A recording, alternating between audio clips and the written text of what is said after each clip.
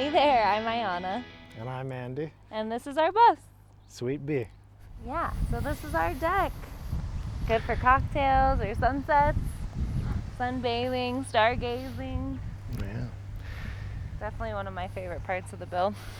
This was one of our non-negotiables in the build that, was a ton of work, but we're really happy that we did it. So this right here is our cell booster antenna. That runs to a repeater inside and just gives us a little bit of extra juice when we're out in the backcountry.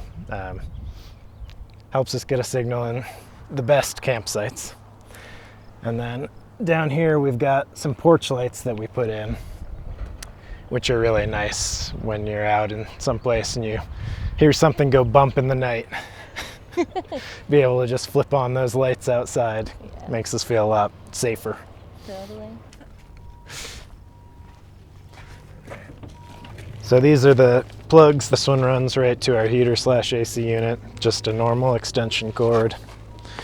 That's the vent for that heater/AC. Then we've got a second one up here for our battery charger. So this is our garage where all the junk lives. We got fill tanks, or hose, paddleboard, weights, fluids. Our freshwater tank and propane both live back in that corner. You can see the composting toilet through there. There's not much to it, it's just storage, everything we needed to find a place for. Mushroom vent for the composting toilets where the poo juice comes out. Perfect. So we got a freshwater tank that lives under the bed. You can put a hose in there, or we've got some jerry cans that we use. Carry about 17 gallons in there, and then an additional 12-ish in jerry cans usually. That'll get us through about 10 days maybe, if we're being careful. Yeah. This is definitely the thing that we get questions about the most, is our unique door setup here. So when we bought Bee, she's a handicap bus, and the door ran all the way to here. And obviously we had the traditional bus glass doors here. We had a welder friend who covered that up for us and then cut our door down to a normal door size, which I think is 30 inches. And that enabled us to put that passenger seat in with a second seat belt and have this nice front door. How to lock your school bus is a common issue that people run into. And we were able to install this nice little deadbolt here so we can lock and unlock it from the outside. And it just connects to a deadbolt on the inside with the original door arm. Come on in.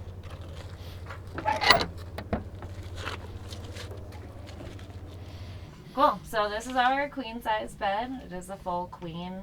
The bus is wide enough for us to have a little bit of storage at the end. So there's a storage trunk down there, the bookshelf, which you can see. Andy's an avid reader. Most of those are his. Composting toilet is down here, just kind of slides out. And we chose the setup where you're just doing your business and everybody else's business all the time. There are two things in this bus that we store a lot of. It's cooking equipment and clothing. So we've got all these overhead cabinets back here that are overflowing with clothes. And then a trunk at the foot of the bed as well. Yep, that's a fun outfit. And then Ayana's clothes are all down in here. Lots of clothing. More clothing. This is our office drawer down here. We've got this nice takedown table, which lives right here. It's on a lagoon mount, so it pops in right behind Ayana here. Yeah. It's easy. I'll just cut between them. So if people want to see.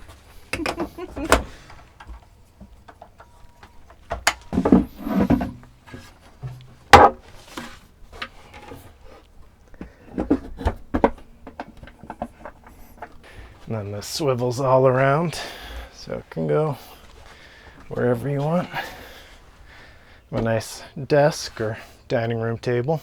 We did not make this. We had some help with a lot of the carpentry in here from Mike at Satsang Van Works, and he made us this nice walnut table, did our countertops. Yeah, talk about if it's custom. We found Mike pretty early in our van building process, and when we had no idea what to do, and he was there to help us with a lot of that stuff, you know, to make sure that we did our electrical right and just give us the basics. And then he picked up the cabinetry when we'd had enough. So this is our kitchen. Really tiny sink. I think that's one thing that we would change if we ever did another build. Just because we do a lot of dishes, it'd be nice to have a little bit of a bigger sink. 3-burner propane cooktop. Propane is stored underneath the bed. As far as gray water goes, it lives kind of just under here. It's just that little white container. We've got about, 7 gallons of gray water capacity. Just take it out and empty it when you need to. Not the bougiest setup, but it gets the job done for sure. And then this storage, another junk drawer, party glasses. Party glasses are important. And then, of course, all of the dishes. And we have to have a wide variety of dishes that look very unique for food photography. This is our teensy-weensy Dometic fridge. It's a 70-liter, 12-volt trucking fridge, but you can fit quite a lot in there. All run off of our solar. And then there's drawer 1 of cooking tools. Sauces, mugs. Then this is like toiletries. Lift this one up. Got extra clothes storage, gym stuff.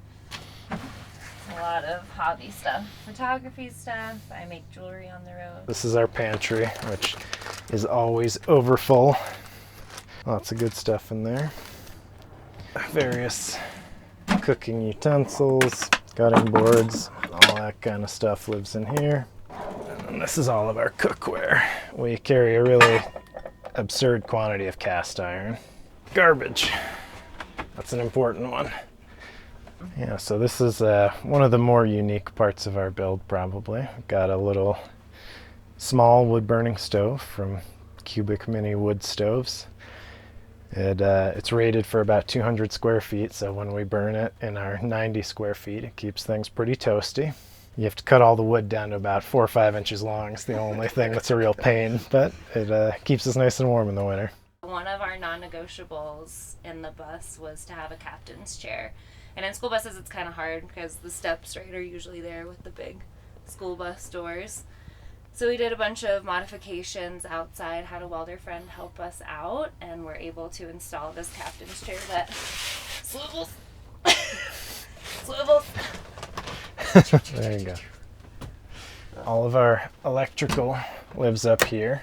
We've got 310 amp hours of AGM batteries, an 800 watt inverter, and our Renogy 40 amp charge controller. Then our fuse box we attached to the original bus fuse area. Yeah, in our build we put in 300 watts of solar, 310 amp hours AGM batteries, and for the most part it is enough. In the winter, in the dark times of year, when the sun angle's low and the days are short, we are sometimes a little bit low, so we carry a propane-powered generator in the back to fill those gaps, charge the batteries, charge electronics when we need it. But we're actually about to make the switch to lithium batteries. We bought those and are looking forward to not worrying about pulling our batteries down past 50%. We don't have proper shore power. We put 2 plugs in through the side. One of them runs to a 10 amp trickle charger that's connected to our batteries.